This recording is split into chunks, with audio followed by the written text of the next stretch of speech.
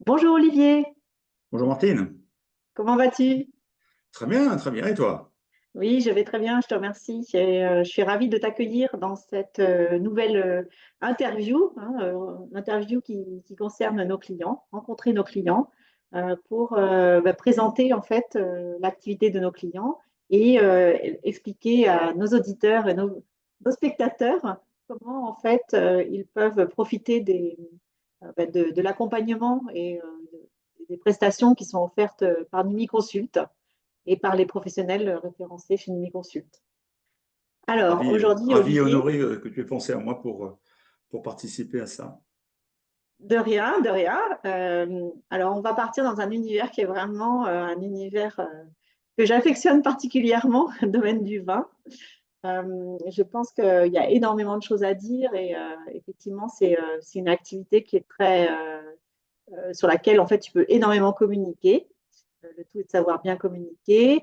Et en fait, aujourd'hui, avant cela, en fait, j'aimerais bien connaître ton parcours professionnel avant D'accord, d'arriver dans cet univers. très bien.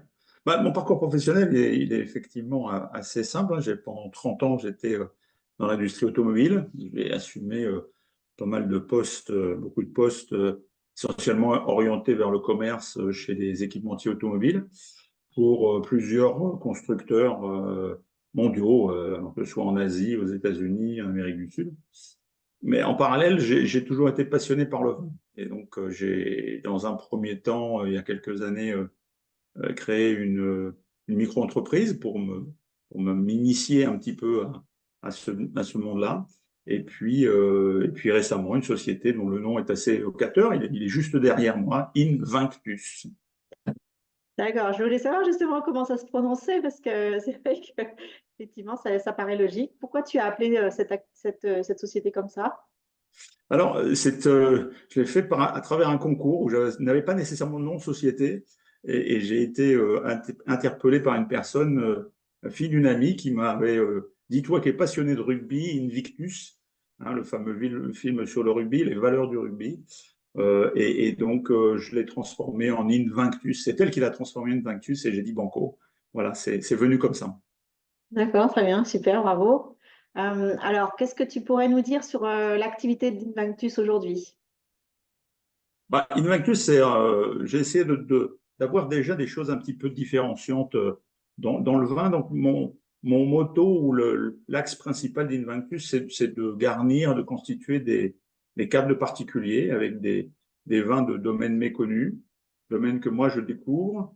Je déguste les vins et je m'imprègne beaucoup de leur histoire, y compris de la passion des vignerons et vigneronnes.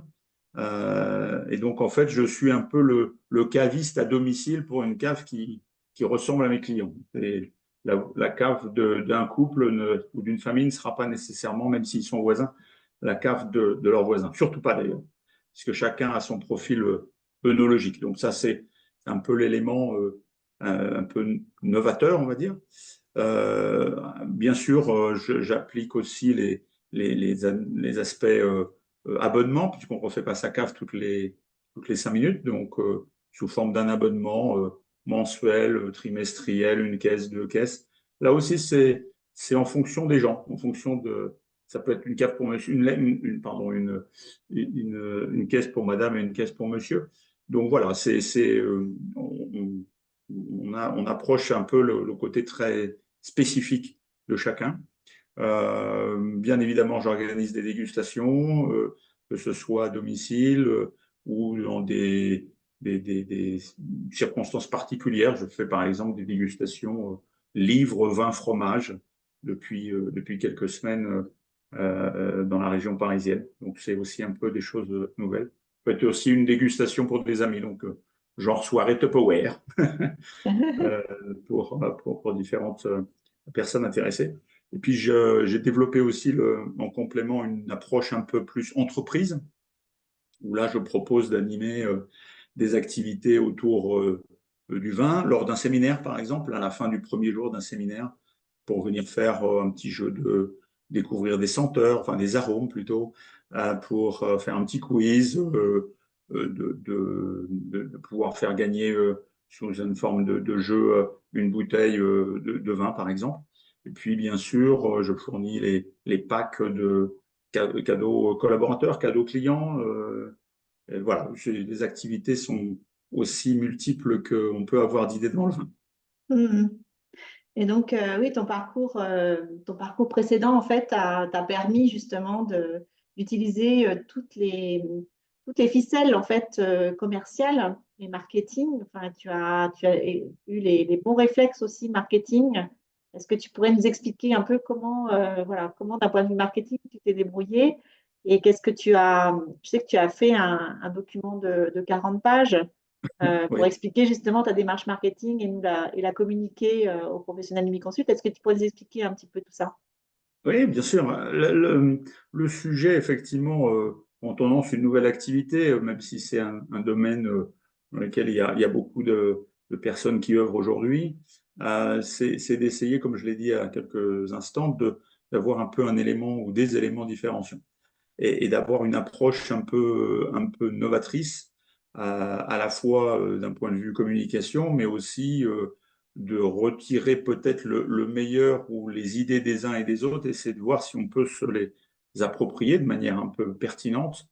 Et donc, j'ai effectivement beaucoup travaillé avec quelques personnes pour l'aspect stratégie de communication, stratégie de contenu, et à travers, bien évidemment, la recherche des personas, les cibles, hein. Mhm. Aujourd'hui, je suis capable de livrer du vin un peu partout en France, ça c'est sûr, mais mes clients, comme je l'ai dit, il y a un côté humain et j'aime bien les connaître et bien les accompagner. Donc, il y a aussi cette notion d'approcher les personnes en fonction de leur profil, de leurs attentes, leurs besoins. Et là, il est clair que la notion de projet, la notion de relation long terme que j'avais dans l'industrie automobile m'a permis de bâtir ce projet et d'avoir les différentes étapes, dont l'étape effectivement, pardon, de savoir comment on allait aborder ou j'allais aborder, parce que je suis tout seul, donc j'allais aborder euh, la recherche de nouveaux clients, puisque en fait, ce qui est important, je dirais la cave des copains de relations, c'était entre guillemets facile à faire. Aller chercher des prospects, hein, et faire donc du marketing, du business development, si je voulais le dire un peu à l'anglo-saxonne. C'est une approche particulière. Il faut s'appuyer sur à la fois mes compétences, mais aussi des connaissances de personnes qui ont la plus l'habitude que moi d'aborder ce sujet. Mhm. Et j'ai trouvé vraiment que bah, tu avais une approche extrêmement pointue du sujet parce que, en fait, c'est très rare d'avoir justement un interlocuteur qui a déjà fait tout le travail en amont de ciblage, d'identification des personas, de compréhension de leurs besoins. euh, et donc, et puis même la stratégie commerciale et marketing, tu l'avais déjà imaginée. Et en fait, c'est la base. C'est la base, en fait, aujourd'hui, dans le domaine, enfin, quand on veut se développer grâce à Internet, c'est la base que Mm. de savoir à qui on s'adresse. Et ça, c'est énormément de choses. Derrière le qui on s'adresse, il y a énormément de choses. Donc, du Oui, coup, ouais. je crois il faut s'appuyer. Enfin, moi, en tout cas, ça a été mon choix, hein. On ne peut pas être assez pertinent partout. J'ai dit mon parcours professionnel est effectivement axé sur le commerce. Donc je pense que même si on apprend tous les jours plein de choses, y compris dans le commerce, cet aspect purement commercial ou de relation, c'est quelque chose que je sais faire.